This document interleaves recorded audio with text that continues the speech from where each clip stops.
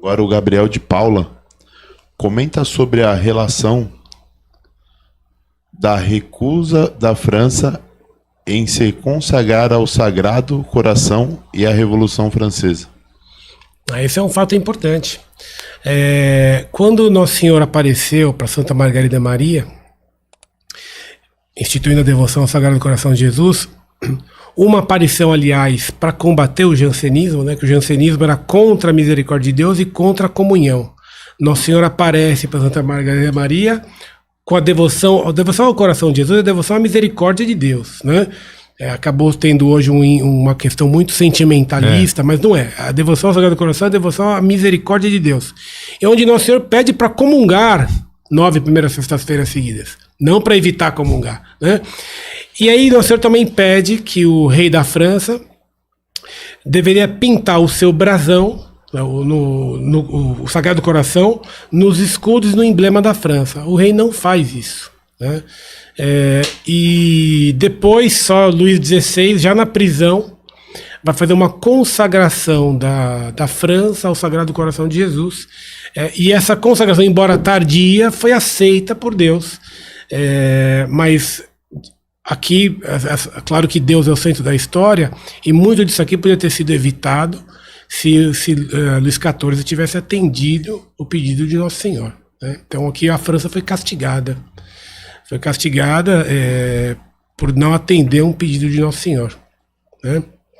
Isso é uma grande verdade. Tem outra do Pepe. O convidado poderia falar sobre o Marquês de Sade e a sua influência sobre obras subversivas na Revolução Francesa? Agora me pegou. Fala aí você, Marcelo, porque eu não... Eu não sei, eu nunca...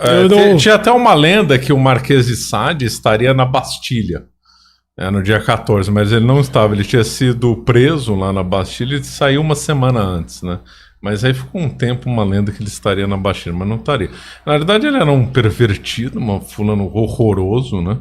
E, de fato, ele ajudou, a não sei o grau de perversão, ele que era o maior pervertido da França, ele era. Mas eu não sei qual o grau de influência que ele teve naquele momento com as pessoas que ele teve contato. Mas que ele era um fulano horroroso, asqueroso, ele era. Agora, o grau de difusão das ideias, do comportamento dele, eu não sei. Eu também é uma coisa detalhes, que eu não sei. Acho muito horrível a vida dele. Essa eu fico devendo. Ficamos devendo. Tem uma do Augusto César. Qual será o próximo curto-circuito que poderá resultar em uma revolução no futuro? Caso essa revolução futura ocorrer, ela será pior que a Revolução Francesa? Bom, não tenho bola de cristal, né? E essa é a típica pergunta difícil de responder, sobre o futuro é muito difícil dizer, né? As revoluções, né, então, portanto, os curtos-circuitos, eles sempre tinham como grande mote a igualdade. O ápice dessa igualdade, ele foi atingido com o Concílio Vaticano II, com o ecumenismo, que vai dizer que todas as religiões são iguais, todas são de alguma forma, embora eles digam que umas mais, outras menos, mas todas elas têm as sementes do verbo, todas elas têm os seus elementos de verdade. O elemento igualitário aí, né? O elemento igualitário. Então fica difícil imaginar um outro curto-circuito se a revolução já chegou ao próprio âmago da igreja, fica difícil imaginar onde mais poderia chegar, né?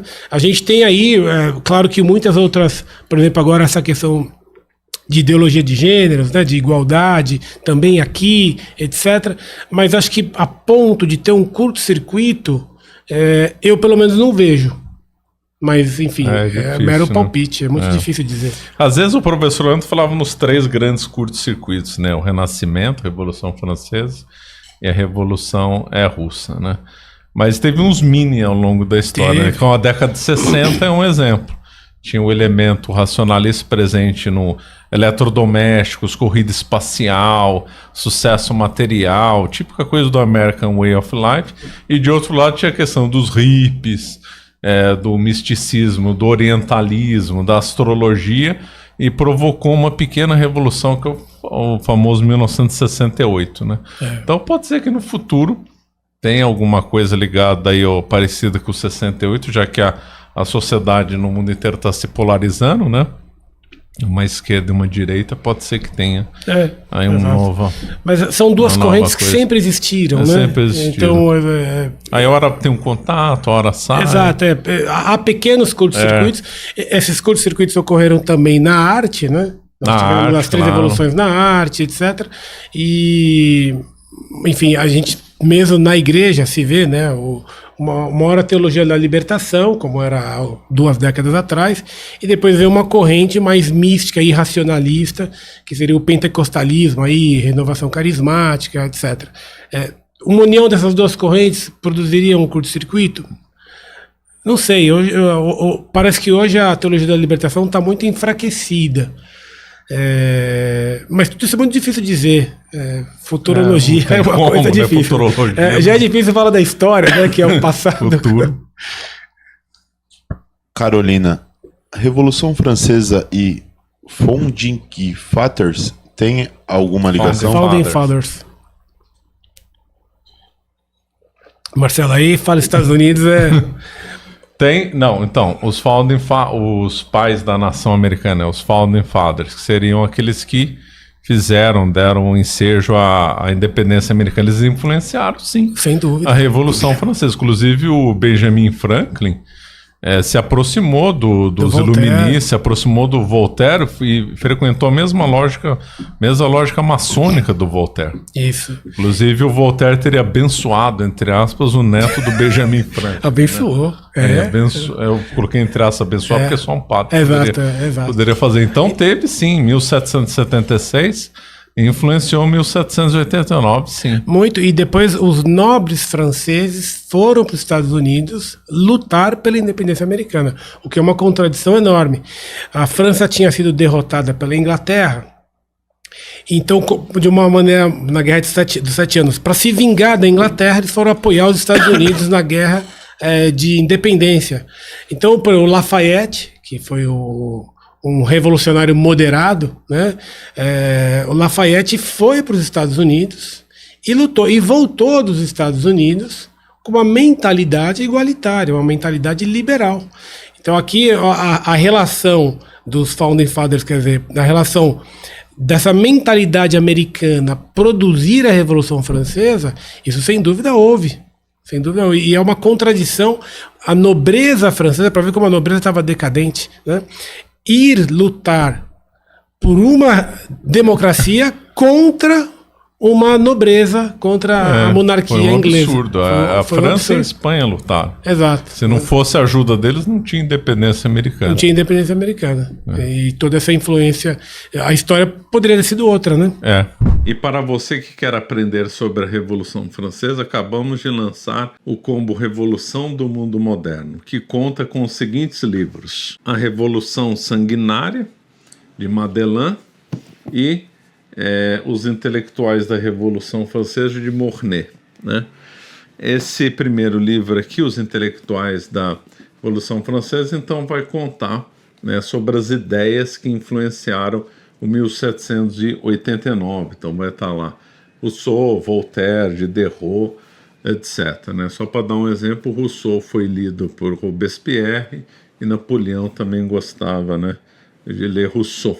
Então esse livro aqui é um clássico, né, muito citado na França, esse livro aqui, e é de vital importância para entender as causas da Revolução Francesa. Inédito no Brasil, melhor livro sobre o tema disponível. E esse, então, a Revolução Sanguinária do Madelin, vai explicar todo o processo da Revolução Francesa, desde do ano, né, do que antecedeu 1789 até o golpe de 18 de Brumário de Napoleão, também um livro muito citado na França, melhor livro em português que vocês vão poder encontrar sobre a Revolução Francesa é esse do Louis Madelin. E o preço?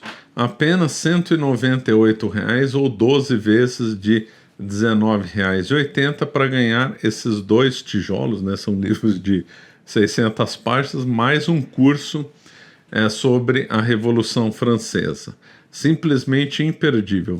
Essa promoção vai até o dia 6 de agosto. Depois as vendas serão encerradas e esses livros vão ser vendidos com outros preços e não vai estar incluído o curso sobre a história da França, né? Então não perca a oportunidade de adquirir esses 2 livros, que são importantíssimos para entender a Revolução Francesa e por um preço acessível, e ainda vai estar aí incluído como bônus o curso sobre História da França. Você acaba de assistir um corte do Caravelas Podcast. Na tela está aparecendo o episódio completo e outro corte. Muito obrigado pela atenção.